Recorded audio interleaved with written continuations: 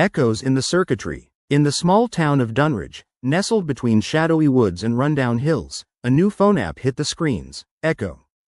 Marketed as the next big thing in social networking, it promised users the chance to connect with friends through eerie, ghost chats, supposedly enabling conversations with the deceased.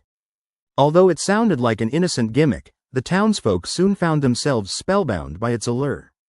17-year-old Mia Sanders, curious and drawn to the mysterious, downloaded Echo. It became an obsession overnight. With her closest friends, Alex and Jenna, she explored the app's features, both intrigued and unnerved by its ability to synthesize voices from the past. Users could record their voices and upload a variety of questions. Echo would then respond with odd echoes of familiar sounds and words twisted together in a ghostly style. Despite its unsettling nature, the trio laughed about it, but it was Mia who encountered something truly dark.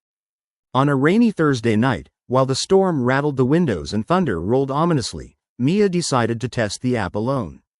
She called out to her grandmother, who had passed away 2 years earlier, eager to hear a familiar tone. Setting her phone down on her cluttered desk, she recorded her voice. "Granny, are you there? What's the last thing you remember?" After a moment of silence, the screen flickered, and the app responded with a garbled message. Mia tilted her head, uncertain. It wasn't her grandmother's voice, but something darker, distorted, and chilling. "I see you, Mia." Heart pounding, she laughed nervously. Still, a knot twisted in her stomach. It wasn't just a prank, the voice had been unearthly. Ignoring the warning signs, Mia returned to the app again the next night, inviting Alex and Jenna to join. They piled into her room, feasting on popcorn and trying to convince themselves to delve back into Echo's shadowy realm. This time, they decided to call out to anyone who might have a message. Alex recorded first. "Who's there? What do you want to tell us?" The response was immediate, shocking them. "Leave." The word echoed through the room, each syllable dripping with foreboding. Jenna shrieked, knocking over a lamp. "This is stupid, we're not using it anymore." But Mia, ever the curious one, couldn't resist. "Let's try one more time. Maybe it was just a glitch." They gathered again, hearts racing.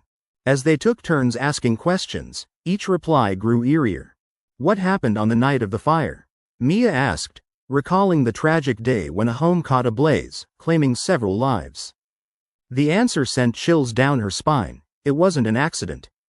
With that response, the atmosphere grew heavy. The friends shared worried glances, a danger now palpable in the air. They shut the app off and decided to head outside to clear their minds. Yet, as they walked beneath the stormy sky, Mia noticed her phone lighting up with notifications incessantly.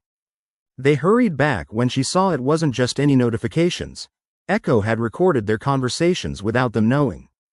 "Run!" Jenna screamed as they blinked at the display.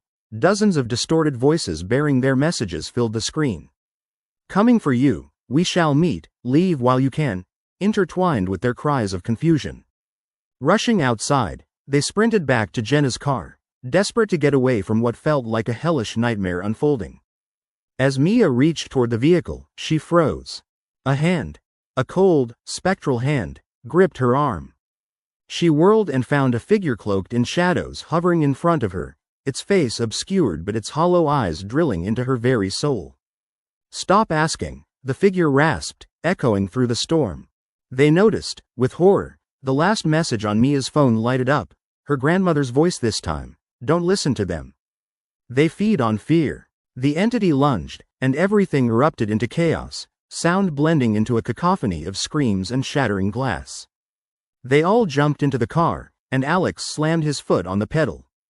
The tires screeched as they tore away from the haunting figure, and Mia tossed her phone into the backseat, hoping to silence the whispers.